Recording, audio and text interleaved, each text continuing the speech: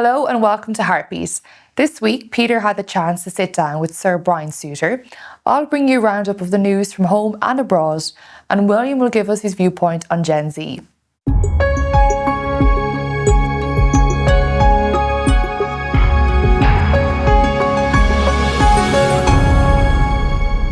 Sir Brian Souter is a man of deep Christian faith. And unlike most of his counterparts in the worlds of business and finance, he makes no attempt to conceal his beliefs. His witness to his faith has been public and high profile, which has meant over the years he has been targeted, vilified, and criticised.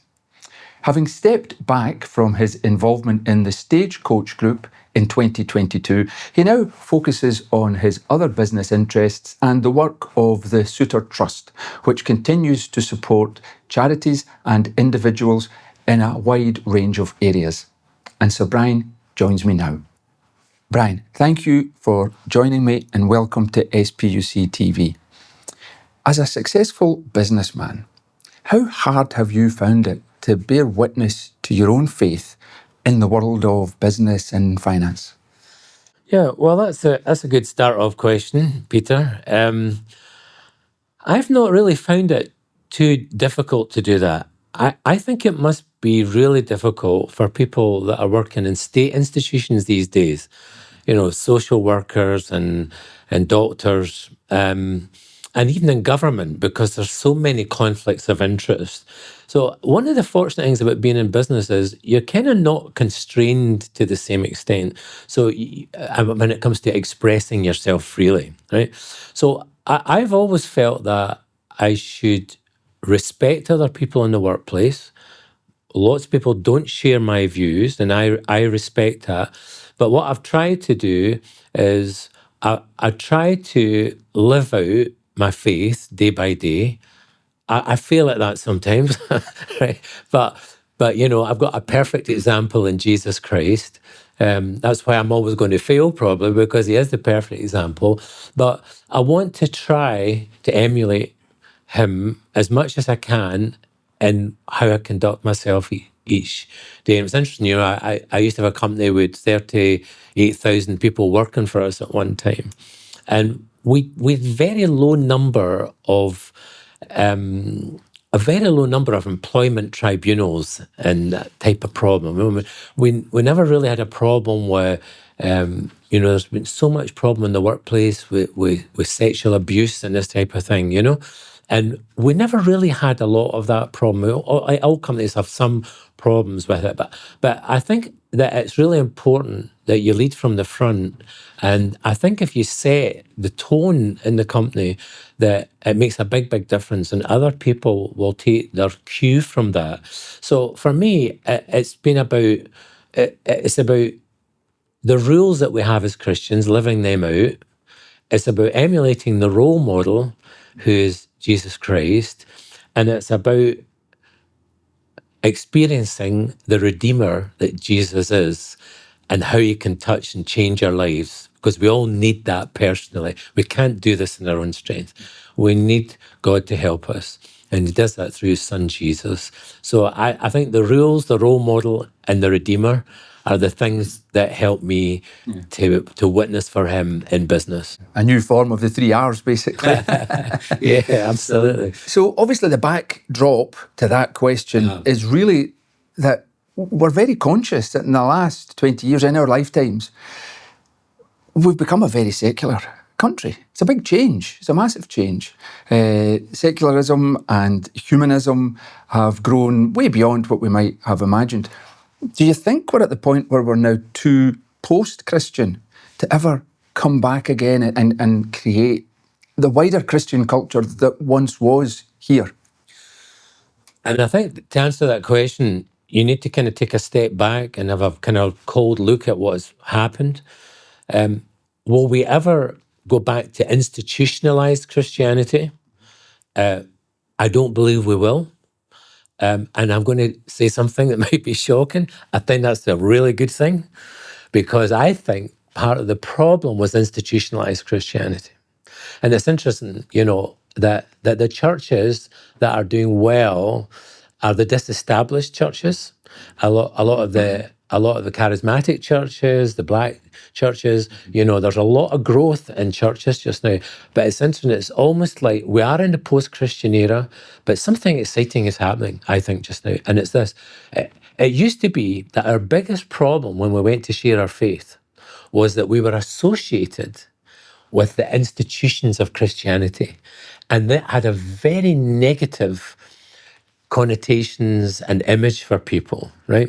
And the humanists kind of played on that, that we're dead and we're old hat and I touched on that about rules and role model and redeemer. And actually we became known for our rules, right? And we forgot that our best asset is our role model and our unique selling proposition is our Redeemer, because that's where the dynamism and the power in Christianity comes from. So for me, I actually think what's happening is really exciting just now. And I think we're seeing a rebirth of real Christianity, really Christ-focused. And I think what's happening with the Gen Z, or whatever we would call them, I think is particularly interesting. I mean, young men in particular, we're seeing they are eating more meat. They are they are drinking less alcohol. They are attending church more, 25% increase. Sales of Bibles have gone up. Way up. 19% increase in the people that are taking memberships in the National Trust in that age group. I mean, there's some really interesting stuff going on, and which might be concerning to some extent, but a big increase in young men voting for reform. So what is happening is there's a move away from a kind of a woke, which is humanism produced the woke culture that we're in just now. And I think that this generation are really tired of it. I think they see it as fake. It doesn't accord with the reality of what they're seeing round about them. And I think that they now see Christianity as anti-institutional. Yeah. And I think this is going to really change what happens in the future. Yeah. Well, it's interesting then. I think you're right in your analysis of that. To some extent, though, many of our institutions, and certainly our politics, are still captured by much of the woke mindset. Maybe an example of that is something, political development we're seeing just now, which is moves to try and completely decriminalise abortion in the Westminster Parliament. And at the same time, last week, the Scottish Government accepted a report from a so-called expert group, which was pushing for more or less the same, which would be allowing abortion effectively up to birth. How dangerous do you think these moves are? Well, I have to say I find it horrific what is happening. And this is what happens when we move from institutional Christianity, which was very boring and not good for the church, right, to institutionalized humanism. So what we now have is what I call liberal fundamentalists. So, as if it's anti-Christian, then it must be good, you know what I mean? And if it has any value basis at all, then it's to be ignored. So we have no basis for our moral philosophy whatsoever. And that's how you end up with potentially crazy legislative changes. We already have the most liberal abortion laws in the world, right? And now we're talking about allowing someone to terminate that child up to 39 weeks. This is not abortion any longer. This is infanticide. And what we're doing is we're legalizing infanticide. Now, if you sit someone down and talk them through this, they will be as just as shocked as I have been about it. It's interesting. Not many people are really talking about this, but if you engage someone in conversation, say, do you realize what this actually involves and what it means, right? They are absolutely horrified because there's still big percentages of people in this country that are very uneasy about abortion. Well, SPUC did a poll last year. There is no support for this. The idea of the decriminalisation, there's no demand for it. And you're right, no one really wants to see it. So this is where the equality, inverted commas, of the individual and the rights of that individual become completely twisted, and that unborn child has absolutely no rights until they're actually brought into the world at 40 weeks. I mean, it's appalling. And the reason why we're getting this is that our politicians reflect the changes in society that we've talked about. And they're so caught up in the equality arguments that they fail to see the unintended consequences and the moral failings of what they're voting for. And they clearly fail to see there is another person in that equation, even though you don't see them. They're there. Well, I mean, to think about what they've just passed. I mean, children can survive now at 22 weeks, you know. So the big issue was always that people argued was about the viability of the fetus, right? And now we're ignoring that viability argument, which was the argument the Liberals made, by the way, was about the viability of the fetus, right? That was always the big thing that should decide it, right? Which means that we should be campaigning, even using that argument, that we should be campaigning to bring the number of weeks way down from where it is just now, right? But, you know, to ignore that and say, well, actually, we recognise that this child would live, but we are going to allow you to destroy that child. Yeah, it is horrific. On that topic, actually, of abortion, another area that's opened up and has with very little public scrutiny is the side effects, the outworkings of the pills by post regime. That was brought in during COVID because consultations weren't possible, and it basically means home abortions. One of the ironies I've thought was, if we go back to 1967 and David Steele's infamous bill, the argument then was we want to end backstreet, as they called it, abortions. Now abortions are happening in our back streets. It's women taking these pills, having it at home, having the abortion at home, which has all sorts of horrific consequences. And we know thousands and thousands of women are being admitted to hospital with complications after self-administering the pills. Are we just blind to that as a society, or is it a question of our media don't give us this sort of information? Well, I think it's partly a problem with the media. It's like this subject's too hot to handle. I mean, it's the classic thing, isn't it? When pro-life organisations have put together adverts that actually demonstrate what this really involves, they get banned from screening them. Personally, I think we make a mistake not trying to redo that, because I think that it draws attention to the reality of what abortion really means. And a lot of folks that have abortions actually have been quite misinformed and misled about what it really involves for them. And there's a lot of regret sometimes afterwards, you know? And so I think, yeah, it's almost like this is the taboo area, you know. We'll talk about drugs, we'll talk about a lot of other things, but we won't talk about this subject. The reality of it. Well, another one, maybe a parallel one, where we're not really digging into the detail, is the proposals now, again, in the Scottish Parliament and the Westminster Parliament, to bring forward assisted suicide laws.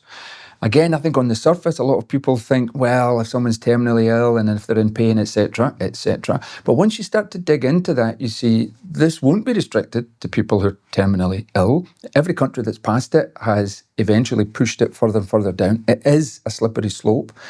And another area is one that we've examined, and that is, what way will the person be put to death? It's some horrific drugs. They're the same drugs that are used to death row inmates. And there have been loads of concerns raised about that. How concerned are you that, again, as a society, we're pushing towards state-provided killing? Well, I think the emphasis is completely wrong. I mean, we've all been through experiences where we've lost people that we loved. And sometimes, you know, we have seen them suffering. And you know, I think that some of the people that are backing this, I think they genuinely are concerned about people suffering. But what I have experienced in more recent times is that when people get good hospice care, and I've lost 2 friends this year that had really, really good hospice care, you know, with the right palliative care, you know, we don't actually need to have that suffering. And so what I really dislike about this is we are channeling all our efforts into state-sponsored killing, And we are ignoring the funding of good palliative care. And we know with good palliative care, we administer morphine and the person gets to the stage where you know they're close to passing, right? But they pass in their own time, right? The intention was not to end their life, it was to Correct. make them comfortable. Correct. And I think what we do just now, I think we've got the balance right with that. And this is a difficult subject, but I mean, I think we have the balance right just now, that they get a morphine drip and it's managing the pain, right? But it's not intentionally killing them, So I feel that once you make this move, that a doctor can administer a death dose, The other thing I really have a problem with, we live life and it's like we're so materialistic and, and it's like, 'cause, we get to the end of life, it's like throwing a can away. You know what I mean? I can't help it. My ethos about life comes from Psalm 139. And it's a beautiful psalm, and it reminds us that life is sacred, that it's ordained by God, and that He put us here for a purpose. The second thing it reminds us is that life is special, and that God sees each one of us as special, and He's a plan and a purpose for us all. And the third thing that the psalm tells me is that life has significance. And what happens in life determines where we're going to spend eternity. And for me, these three things come together in my view of life. And that life is sacred, it is special, it is significant, it is ordained by God. And so I don't believe that we should be intervening either at the beginning of that or at the end of that. I think medical assistance, yes. Helping people with pain, yes. Some difficult decisions around some of these things, I understand that. But these should be the principles for living that certainly I want to follow. It's actually a double threat to palliative care, this legislation, because there isn't a conscience protection. So if you're a palliative care specialist, you will be obliged to refer someone to the assisted suicide provider, whether you agree with it or not. And some polls have shown that a lot of specialists in palliative care have said they'd rather leave the profession than be forced to be complicit in that. So we really, so many of the proponents of this legislation say, oh, don't worry, palliative care will still be there. But it's going to be hard to see how it is when there are all these pressures being put on those who are within it. Well, Gordon Brown has been writing about this issue, and he's pretty strong in it. And he just feels that, once we go down this line, it's a fundamental change on how we see human life and the value of human life. But he is really concerned about the palliative care aspect of it, because he has a hospice in Fife that works really, really well. And he has had similar experience to me with relatives and friends. And so we feel that the temptation here is going to be not to fund palliative care and to fund assisted suicide. And I think that's a real danger. And then this is all about choice. I'd rather choose good palliative care than choose, to be executed. Exactly. So overall, what it comes to is trying to bring some light often into the darkness for Christians to bear witness to their faith and try and influence society, as you put it originally, more from the bottom up than from the top down in the institutional way. You're a big supporter of the National Prayer Breakfast, and that's an opportunity for Christians to interface with politicians and people in that world. Do you think that Christians should be a bit more confident, maybe even a bit more bold about lobbying politicians and about speaking to them as Christians? Mm-hmm. I think we should. I think we shouldn't be ashamed of the gospel, and I think we should be more forthright. And one of the things I'm discovering as I get older is two things really. I'm finding that the Lord's helping me to be a bit bolder about proclaiming my faith, actually. And I was in a a meeting with philanthropists and senior government people. I won't list who was there, and we're talking about our charitable trusts. And I said, well, what's different about the Souter Charitable Trust? I said, it's not 100% invested in Christian organisations, but a lot of what we do is with Christian organisations. And we use Christian organisations for a couple of reasons. We find they're very passionate. We find we get great value for our money that we put in.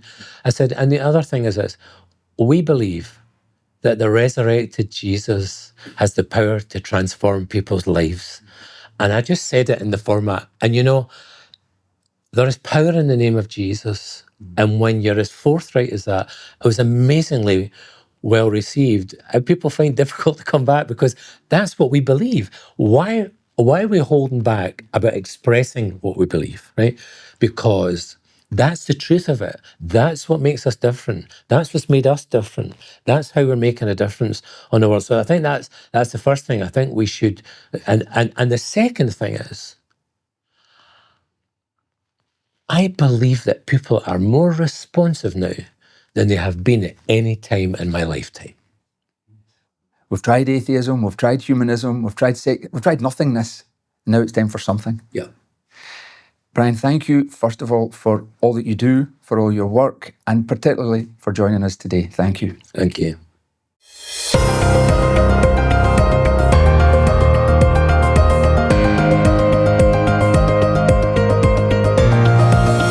Slovenia has delivered a heartening verdict for the defenders of life. In a binding referendum held on the 23rd of November, voters rejected the country's assisted suicide legislation, with roughly 53% voting against and 47% in favour. The no vote comfortably met the legal threshold for revoking legislation, which would have come into force and prevents Parliament from returning to the same issue for at least a year. Slovenia's parliament passed an assisted suicide law in July 2025 after a consultative referendum in 2024 indicated majority support for legalisation. Proponents presented state suicide as a compassionate answer to terminal illness and severe suffering. The bill would have allowed mentally competent terminally ill adults to self-administer lethal medication once their suffering was judged unbearable and treatment options exhausted. Yet, Slovenians have now said, clearly and democratically, that compassion does not require killing.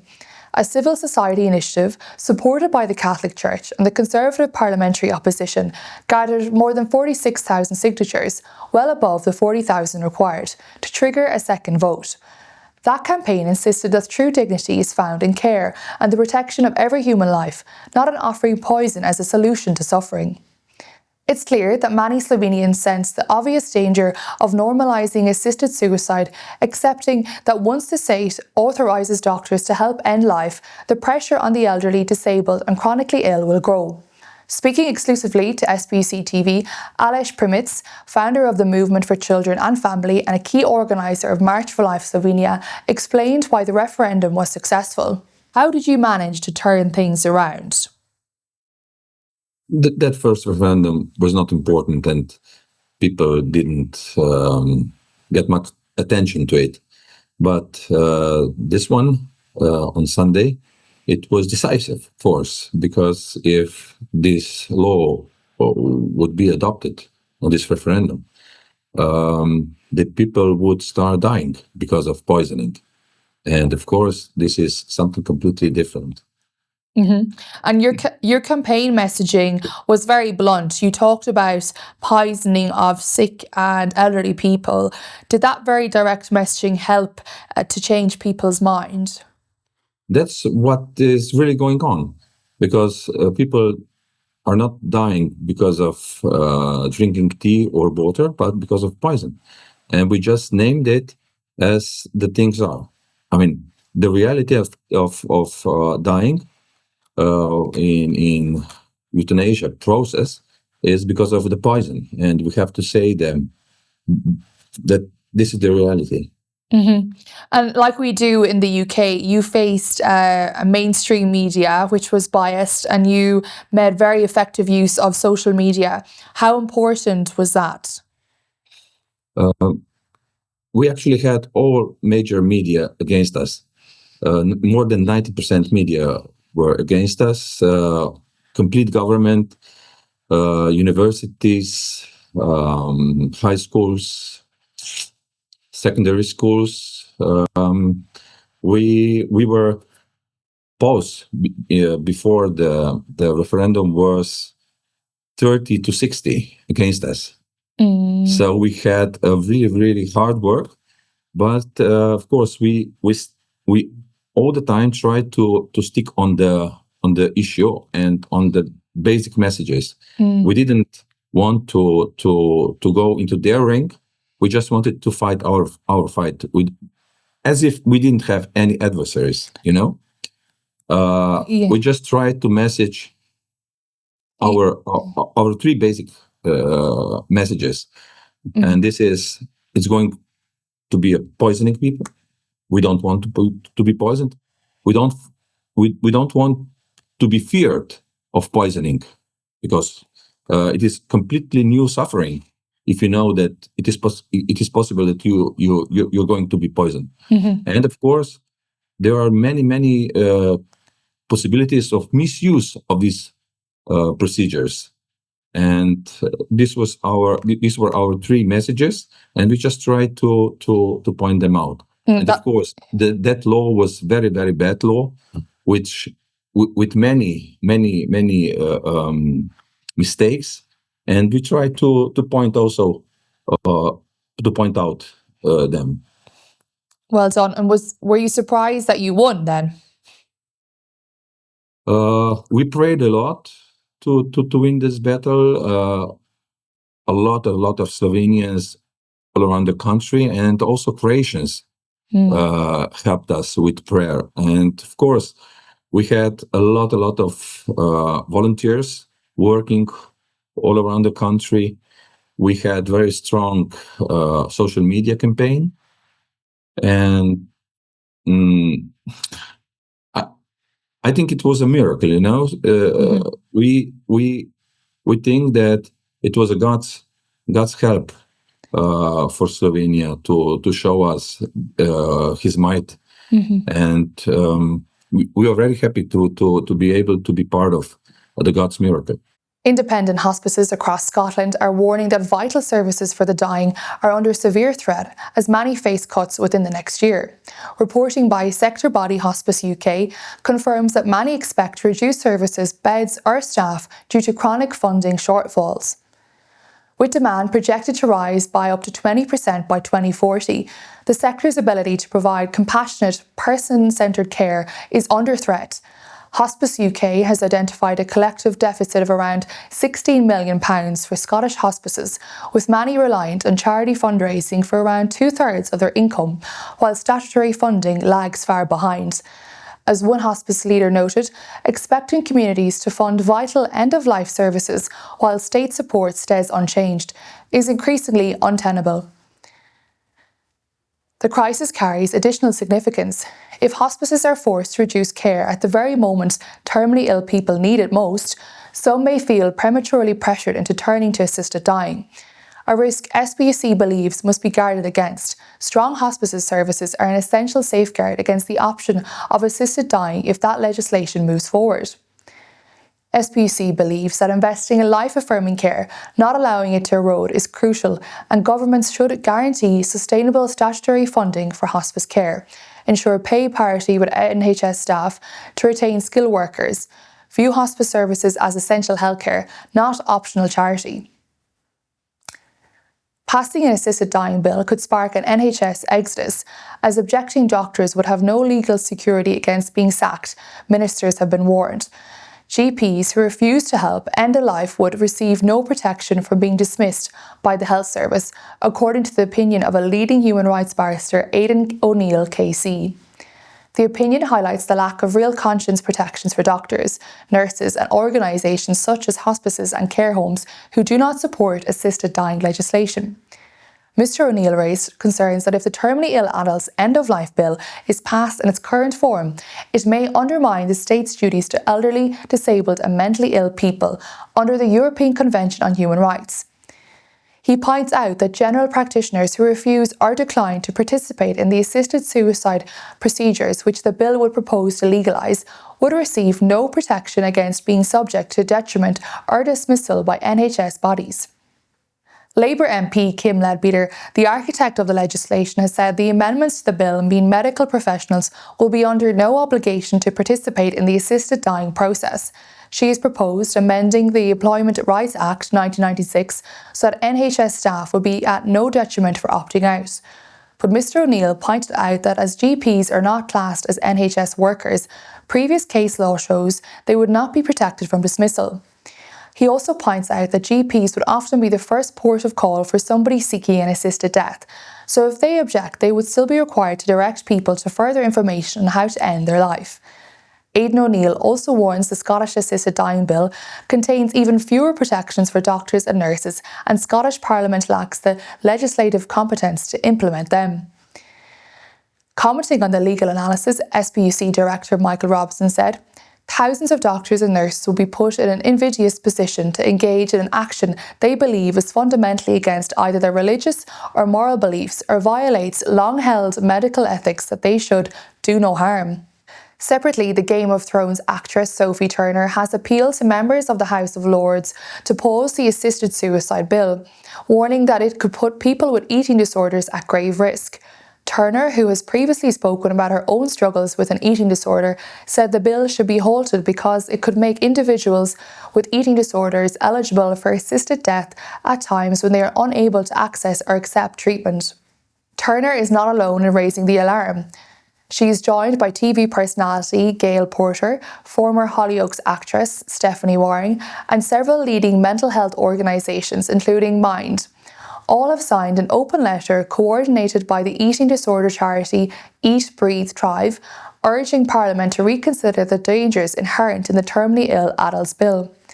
The letter highlights the disturbing experiences of countries where assisted suicide or euthanasia is already available. In these jurisdictions, women with eating disorders have had their lives ended under legislation similar to the proposals now being considered in England and Wales. Many of these cases involved people whose conditions had become critical not because they were terminally ill, but because they had not received consistent specialist treatment. Research led by Chelsea Roff of Eat, Breathe, Thrive identified at least 60 individuals with eating disorders who underwent assisted dying between 2012 and 2024 in countries with legal assisted suicide or euthanasia. These patients were not condemned to die by their illnesses. Instead, they were failed by systems that did not provide the sustained therapeutic support required to bring them back to health. The letter warns that under the current draft of the bill, people suffering dangerous complications from starvation, vomiting or insulin manipulation could be assessed as terminal even though recovery is possible with proper care. These concerns land as the House of Lords continues its scrutiny of the bill. Almost 1,000 amendments have already been tabled, which is close to a parliamentary record. During second reading, most peers who expressed a clear view opposed the legislation, with many citing fears about its impact on vulnerable groups. Many women in England and Wales who have abortions in their 20s may end up childless in their 40s, according to key research by a pro-life activist and former employee of Mary Stopes International. The report issued by Catholic independent public health consultant Kevin Duffy, titled "Abortion and Childlessness," shows that many women who have abortions in their 20s may be faced with the real risk of remaining childless at 45. However, Duffy states that the risk is rarely, if ever, highlighted by abortion providers to those considering abortion. Duffy's projections in the report suggest that by 2045, as many as 1 in 4 women may reach the age of 45, having not given birth to any children, with abortion given as a major factor in about half of these cases. While Duffy does not suggest abortion causes infertility, his data shows that if an abortion leaves a woman childless at 30, she may find herself in a situation where timing, pressures and a natural decline in fertility become major factors, leading to a 50-50 chance she will be childless at 45. One troubling statistic from the Office for National Statistics showed that in 2022, women aged up to 25 had a total of 190,970 conceptions, of which 90,753, 48%, ended in abortion. These figures highlight how Gen Z approach procreation and family planning, with abortion playing a significant role in their approach. The report pinpoints concerns over declining fertility rates. Duffy states in 2022, it is very likely that more than 5,000 childless women aged 29 presenting for an abortion were not warned of the 50% chance that they would remain childless at 45. The Office for National Statistics showed in August 2025 that the total fertility rate in 2023 in England and Wales was 1.41, which was described as the lowest value on record for the third year in a row. Duffy highlights the fact that since 1973, the total fertility rate has remained below the replacement level of 2.1, which has dipped dramatically since 2012. The research shows that abortion plays a role in about half of all childlessness. I'm Catherine Mokler, and this was SPUCTV News, bringing to light what others hide. For those of us with a more conservative, traditional, and obviously pro-life mindset, it can be tempting to look at the modern world with something of a pessimistic, cynical glance. After all, in a purely temporal sense, things don't look great. But recently, I've been drawing hope from an unexpected source. Gen Z, or Gen Z for our viewers on the other side of the Atlantic, are, it's fair to say, defying the expectations of sociologists the world over for a number of reasons. A not insignificant proportion of the generation of people born between 1997 and 2012 are surprisingly religious, surprisingly conservative, and surprisingly pro-life. And they're pretty vocal about it too. I'm William Curry, and this is Viewpoint.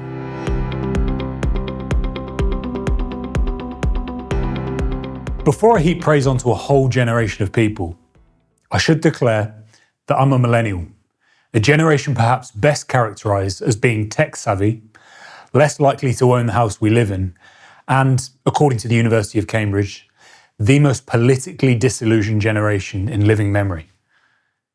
But there's something different about Gen Z. There's a commendable optimism about them and a refusal to follow in the same vein as those born before them. But this isn't just my opinion. It's backed up by data. When it comes to religion, even the mainstream media are noticing a generational shift in attitudes towards faith. In September of 2025, CNN ran a report all about why Gen Z men in particular are turning to religion. In it, they cite political scientist Ryan Burge. In Burge's words, Gen Z, especially men, are more likely to attend religious services than millennials and even some Gen Xers. But why? Why men and why now? Richard Reeves of the American Institute for Boys and Men gives an answer. Young men are searching for structure, meaning and purpose. I think it's about finding your place in the world. It's about finding some solid ground to stand on. And then when it comes to politics, I think it was largely assumed that Gen Z, at least in the West, would be one of the most liberal generations, especially given that their parents, mostly Gen Xers, could be characterised as such. But that doesn't seem to have transpired, at least not in the US, where Trump managed to capture at least half of the under-20 vote across nearly all racial and gender groups in the 2024 election. The late Conservative influencer Charlie Kirk, who understood how to engage Gen Z with his now famous university campus tours, must take some credit for at the very least forcing Gen Z to think about conservatism as an option. But most importantly, when it comes to attitudes towards the sanctity of life, there is also cause to put hope in Gen Z. An Ipsos poll from June 2025 reveals that young British men are half as likely to support abortion in most cases compared to their elders. 46% of British males aged 16 to 34 say that abortion should be legal in most cases, compared to a significantly higher 71% of the rest of the population. In addition, 28% of men aged 16 to 34 said that abortion should be illegal in most cases, compared with only 6% of men aged 55 to 75. So whilst the results of this poll could hardly be considered a resounding success from a pro-life perspective, what they do reveal in quite a stark manner is that Gen Z men are more likely to be pro-life than their older counterparts in the UK. Who could have predicted this? And it's not just the pollsters cottoning on to pro-life trends in young people. Even Auntie Beeb is too. In November 2024, the BBC aired filmmaker Poppy Jay's documentary, Young, British and Anti-Abortion. In it, Jay documents the activities of various pro-life individuals and groups around the UK, culminating in the 2024 March for Life. The end result is a surprisingly balanced documentary, where Jay, whilst evidently for legal abortion, gives the young pro-lifers the opportunity to share their beliefs and is clearly open to learning from them. In her words, "In this doc, I meet Gen Zers leading the anti-abortion campaign, online, on campuses and on the streets. They interrogated my views and made me think about the abortion debate in a way that I'd never considered before." And in her concluding remarks in the documentary, Jay gets to the very heart of the point that I'm trying to make here. It's not simply the youth of Gen Z pro-lifers which is grabbing our attention. It's the fact that they're both highly motivated and effective at drawing more people to the cause. Jay says, "These activists are young, and they are in it for the long term. They know they're not going to change anyone's minds overnight, and their strong social media presence is just giving them more confidence. Yes, they might be a vocal minority, but they're effective at getting their message across." And anecdotally speaking, I see firsthand the enthusiasm of Gen Z pro-lifers.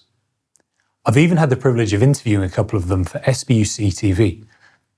Herb Geraghty, an American pro-lifer for starters, is someone who quite literally put their life on the line for unborn babies when protesting at a Washington, D.C. abortion facility, which even led to a jail sentence, before receiving a pardon in early 2025 from President Trump. And then closer to home, I got to speak to Harvey Taylor, who, along with others from Manchester Students for Life, endured a torrent of abuse for daring to hold a society meeting on campus. There's a certain fearlessness about Gen Z pro-lifers, and honestly, it's a joy to witness. So why are Gen Zers more likely to be pro-life than their older counterparts? In my personal opinion, in part it's because of the slow but inevitable death of the mainstream media. Gen Zers are a lot less likely to get their news from the mainstream media, turning instead to alternative news media, with this coming through their phones instead of their TVs. So when it comes to abortion, the mainstream media narrative that abortion is always a fundamental good is not being lapped up by many Gen Zers, in a way that I would argue prior generations have been lapping it up. Instead, they're hearing alternative opinions online and forming their own judgments on the issue. And for those Gen Zers who are brave enough to speak out for the unborn child, SPUC is right there alongside you, ready to help. With new pro-life university societies popping up around the UK, there's a prime opportunity to galvanise a whole generation of students for life. You only need to come to our annual youth conference, which sees over 200 young people taking part, to see just how on fire Gen Z is for the pro-life cause. Now, I recognise that if we want to change the law regarding abortion, we need to change the culture first. And that's precisely what Gen Z pro-lifers are striving to do right now, both in real life and in the digital space. It's the right thing to do, since cultural change will of course come before political change. But they will inevitably face opposition. And the rest of us in the pro-life movement need to be right there, supporting and strengthening them. Happily, the pro-lifers of Gen Z are here to stay, and so are we. That's all we have time for this week. If you are enjoying our content, please like, comment and subscribe. And if you have any suggestions or topics we should cover, please email us at the address on the screen or in the description below. Thanks for watching.